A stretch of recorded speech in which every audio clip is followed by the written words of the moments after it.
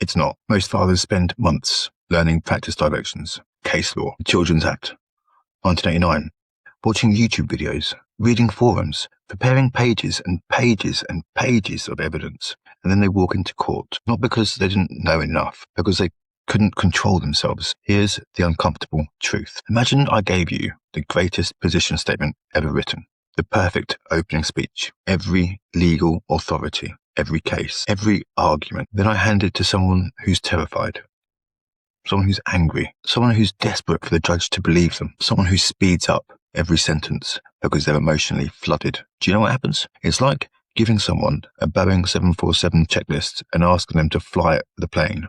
Knowing what to say isn't the same as being capable of saying it. People think they need more skills. Most actually need more authority, not judicial authority, personal authority, because authority isn't status. It's what the other people feel when you're in the room. Now, imagine two fathers. Both have exactly the same evidence. Father number one walks in. He's fidgeting, talking quickly, interrupting, looking at the judge every 2 seconds for reassurance, checking whether Cafcass is agreeing with him, desperately to convince everybody he's the victim. Father number two walks in. He moves slower, answers only questions that were asked. He doesn't rush, doesn't posture, doesn't collapse. He isn't trying to dominate the room. He isn't trying to disappear either.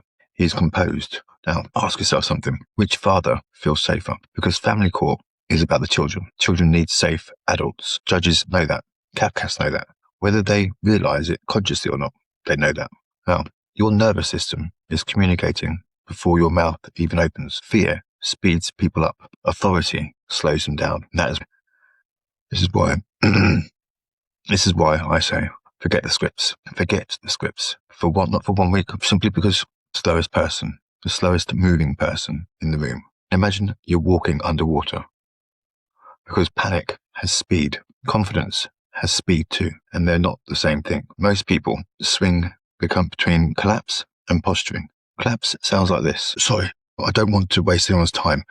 I know I'm probably wrong, but you're shrinking yourself. Then people get sick of that, so they swing the other direction. Posturing. You people are corrupt, all corrupt. Cafcass are useless. This whole system's broken. You've ignored my evidence. Different behaviour, same emotional problem. One makes themselves smaller, the other makes themselves bigger. Neither is composure. Composure sits right in the middle, and that's where authority lives. Notice how different this is from every family court video online. Nobody's telling fathers this. They're teaching legal tactics, flight checklists. Nobody's teaching them how to become the kind of man whose behaviour naturally supports his evidence. Because judges don't just hear your words or read your statements, they experience you. And whether people like it or not, human beings manufacture gut feelings. And that's exactly what this conversation explains. We all leave conversations thinking, I don't know why, but something felt off. The judge is still human. Cafcass are still human. You are manufacturing gut feelings every second you're in that room. So ask yourself, are you manufacturing trust or panic?